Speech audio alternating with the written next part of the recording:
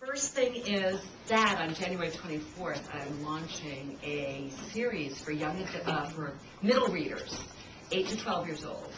And just before I left for here, my editors was able to sneak me the fabulous, glowing New York Times review that's coming out on Sunday, which I'm not allowed to share. He said, you cannot tell anybody, because I read it out loud in the car. But so I'm going to tell you a little bit about this because it's so exciting. The series is called The Treasure Chest. And I wrote it, I've been wanting to write it for about 30 years, starting when I was like 2. No, I'm just kidding. About 30 years. When I was, I started to read very early. I was 4 years old. And I picked up my older brother's reading book. And I opened it, and I read the words, look, look. You probably read the same book. Look, exclamation mark, look, exclamation mark. And I just knew, it was like every cell in my body just kind of settled, and I knew I wanted to be in the world of books for my life. Unfortunately, the town where I grew up, West Warwick, shut down all their libraries.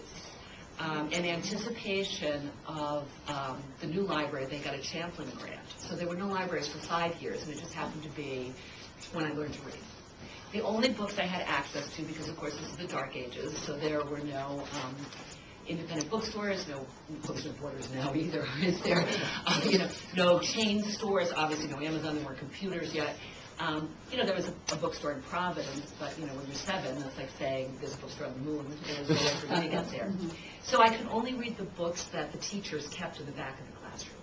You would do your work, and like your little treat, if you were me, was you could go back and read. My second grade teacher, Virginia Nolan, I had a total crush on her. She was about 150 years old. In those days, when people dyed their hair, their white hair, it turned like this weird blue color. I don't know if you guys remember that. The blue-haired ladies, right? She had the blue hair.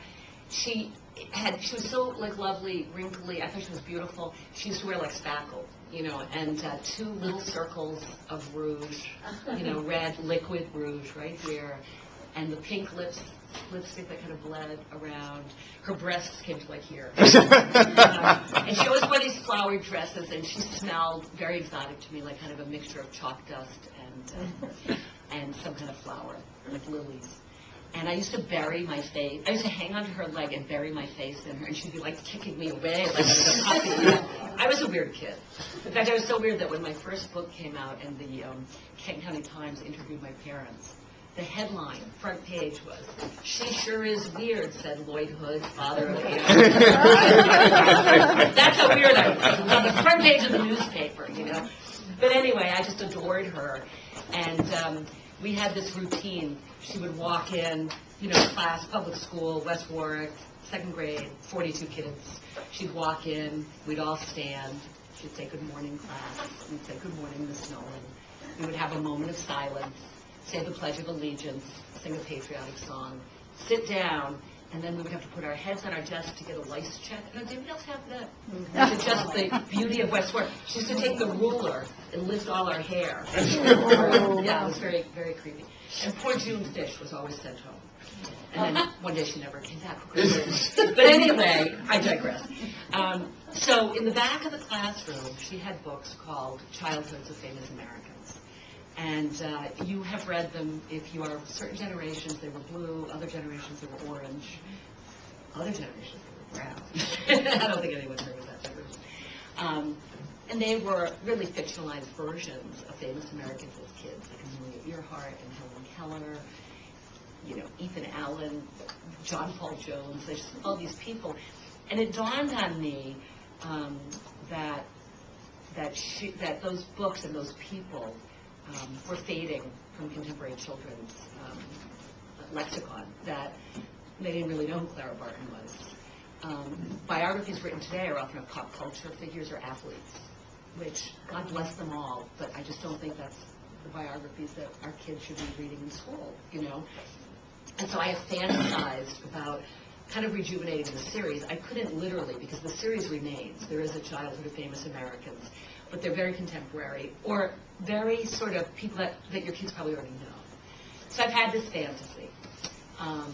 And one day I was sitting at lunch with a former student of mine who had just gotten this huge promotion to run the series division for Penguin. So he does Nancy Drew and like every series.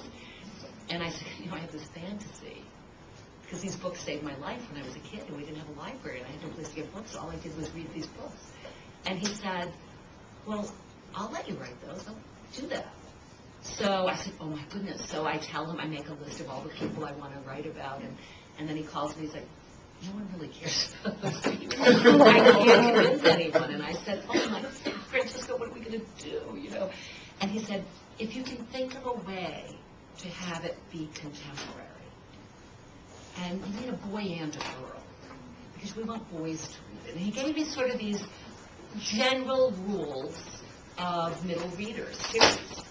And I thought on it, and I would call him and ask him questions, and I landed on the idea of, because I really like writing 12-year-olds. I think I kind of froze at 12. I can really still relate. I can remember so much about being 12, not so much about what 3 weeks ago. But, so I created these two characters, twins, and a boy and a girl, whose parents get divorced, and they are forced to move to the servants' quarters of a mansion in Newport, where that their great-great-grandfather built, that the Preservation Society leases for $1 a year, and they are allowed to live up there. And one night they wander into the mansion, and they find a room filled with curiosities, and in that room they're able to time travel. And when they time travel, they bring an object, and they have to give it to that person for that person to become the famous person they will become, and that person gives them a life lesson that they take back with them. So book one, the one that's given a great review, is Angel and Battlefield. They meet Clara Barton. And they go on in the other books to meet Alexander Hamilton, Pearl Buck, Houdini, Crazy Horse, the last queen of Hawaii, whose name is this long and I have to learn how to pronounce before the book comes out, Alexander Graham Bell. And so I just finished writing the 5th one, but 2 are coming out at once. So this one and Alexander Hamilton are coming out January 24th. But they're beautiful, so I'll pass it around. You can look at it. There's so many stories I could tell you about the cover and stuff. If you want to talk about that later, I'll move on to like why we came.